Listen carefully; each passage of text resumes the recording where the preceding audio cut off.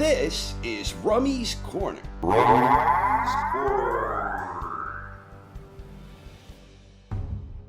Vernon Forrest got his first opportunity to fight for a major world title on August 26, 2000, when he squared off against Raoul Frank for the vacant IBF welterweight title. The action began a bit tentatively as both welterweights were trying to get a feel for the range. Things remained tactical and Forrest started landing better. In round 3, an accidental headbutt caused a bad cut on Frank. The fight was over, and since it did not go 4 complete rounds, it was officially declared a no contest. The IBF welterweight title remained vacant.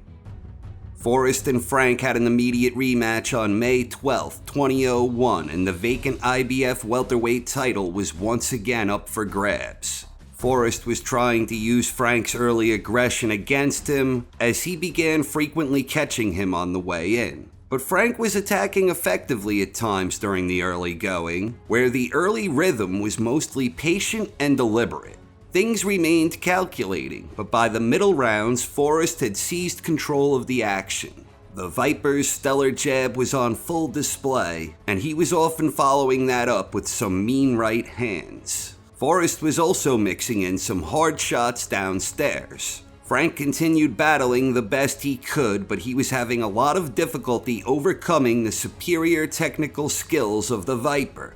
At the end of 12 rounds, Forrest was awarded a unanimous decision with 2 judges scoring it 118 to 110 and the other having it 120 to 108. Vernon Forrest had just become the new IBF welterweight champion of the world, but Forrest was stripped of that title in December of that year. Forrest got his next opportunity to fight for a major world championship on January 26, 2002, when he challenged the undefeated WBC welterweight champion Sugar Shane Mosley. Mosley's faster hands and quicker feet provided him with the early edge in the opening round. An accidental clash of heads briefly halted the fight early in round 2. When action resumed, Forrest soon drilled Shane with a monster right. Mosley was hurt, and the Viper went after him, landing a series of shots punctuated by a tremendous uppercut. Mosley was down. Shane beat the count, but he had no legs, and Forrest continued his cruel assault. Mosley was down again as round 2 came to a close. In the following round, Forrest pressed his advantage as Mosley was searching for isolated openings as he tried to get his legs back. To his credit, Mosley persevered, but a pattern soon developed where Forrest was methodically administering a slow and steady beating. Mosley was at times attacking effectively, but he was having a lot of trouble coping with Vernon's long jab, his thunderous straight right, and an assortment of savage uppercuts. Forrest was also mixing in some brutal body blows, and Mosley was absorbing a lot of punishment. Mosley was giving it all he had and showing a lot of heart, but he just couldn't figure Forrest out. At the end of 12 rounds, Forrest was awarded a unanimous decision with scores of 115 to 110, 118 to 108, and 117 to 108. Vernon Forrest had just become the new WBC welterweight champion, making him a 2-time welterweight champion. Forrest made his first title defense on July 20th, 2002, when he had an immediate rematch against Shane Mosley. Mosley attacked right out of the gate and appeared to buzz Forrest, but things soon settled down where a familiar pattern re-emerged. The Viper was looking to control the range with his long jab, and Mosley was looking to dart inside and create openings. Mosley was sometimes able to create openings and land something big, but Forrest was often catching him on the way inside. Vernon was also generally doing better work whenever they were fighting at a distance. Mosley was moving well and competing more effectively this time around, but the Viper was still the one dictating the flow of the rhythm, especially during the middle portions of the contest. Some fireworks erupted late in the fight, where both boxers were landing some hard leather, but Forrest's patience and superior technical skills were once again the story of the fight. At the end of 12 rounds, Forrest was awarded a unanimous decision with scores of 117 to 111, 116 to 112, and 115 to 113.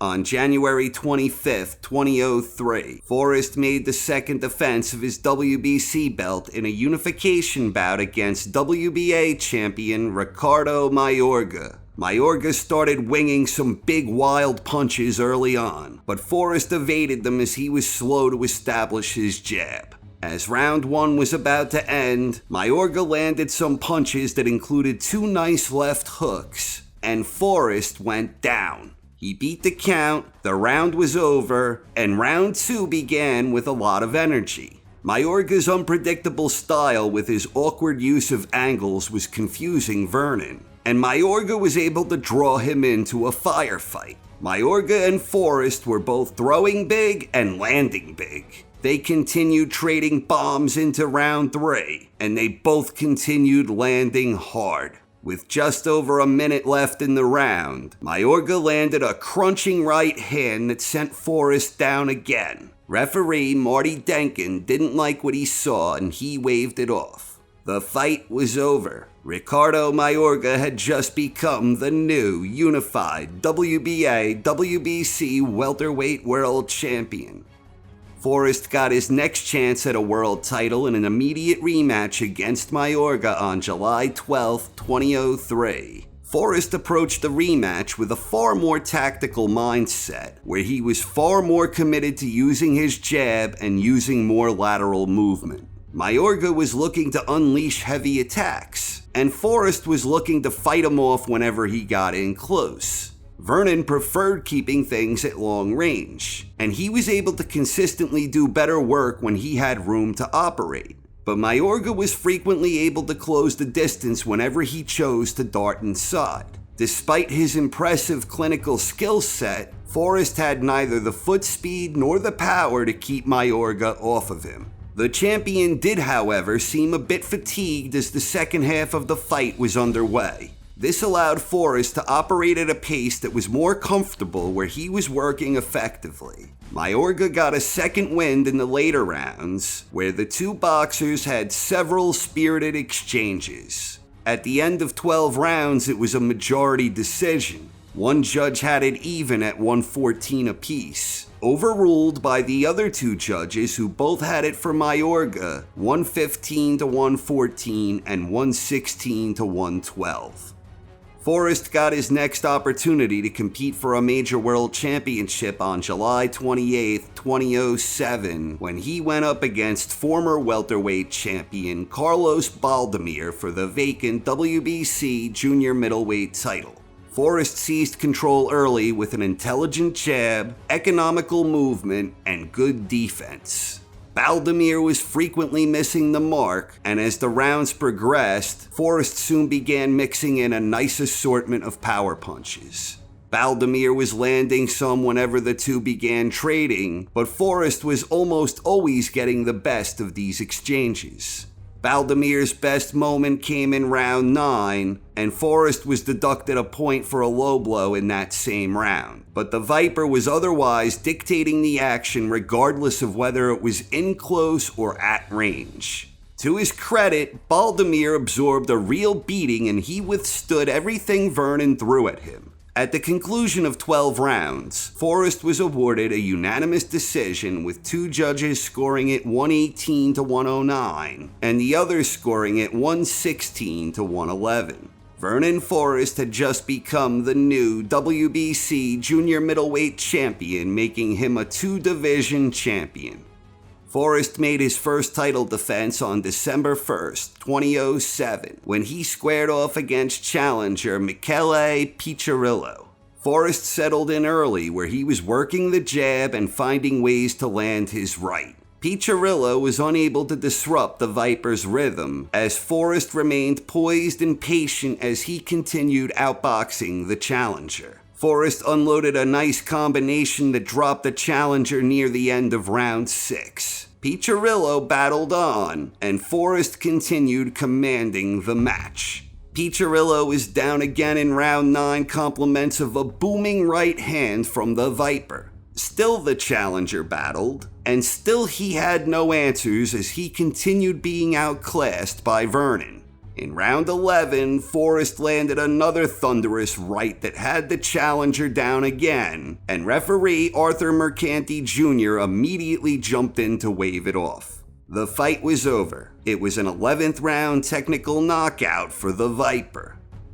Forrest made his second title defense on June 7, 2008, when he faced challenger Sergio Mora. Things began with a lot of feinting and posturing as both boxers were getting a feel for each other. Mora was using a lot of jittery movement that prevented Vernon from establishing an early rhythm with his jab. This essentially became the story of the fight. The Latin snake proved to be very slippery and elusive, and he was being clever in finding ways to land sneaky shots. Forrest was landing some shots as well, but usually only one at a time, and things were competitive and scrappy throughout. There were some fireworks down the final stretch, and at the end of 12 rounds, it was a majority decision.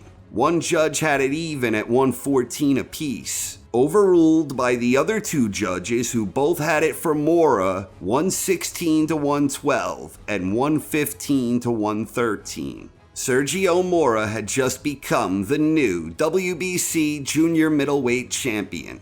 Forrest got his next opportunity to compete for a title on September 13, 2008, when he had an immediate rematch against Mora. This time around, Forrest was able to work his jab more effectively and more consistently. Forrest was also implementing a nice investment in body shots, which helped him slow down the slippery champion. The Viper was outworking the Latin snake, and he was also landing more efficiently. Forrest landed a sneaky left hook that dropped the champion near the end of round 7. Mora wasn't badly hurt, but he was unable to change the course of the fight. Forrest was simply sharper and more accurate. At the end of 12 rounds, Forrest was awarded a unanimous decision with scores of 117 to 110, 119 to 108, and 118 to 109. Vernon Forrest had just become the new WBC junior middleweight champion, making him a two-time champ at 154. Sadly, this wound up being the final bout in the outstanding career of Vernon Forrest, who was tragically murdered the following July. In conclusion, with regards to championship contests, at welterweight, Forrest had 3 victories with 2 defeats and 1 no contest. And at junior middleweight, Forrest had 3 victories with 1 defeat and 1 win coming by way of knockout. So the final championship record for Vernon Forrest consisted of 10 contests with 6 victories, 3 defeats, 0 draws, 1 no contest, and 1 of those 6 victories coming by way of knockout. Thanks for watching, everyone. I hope you enjoyed and have a wonderful night. This is Rummy's Corner.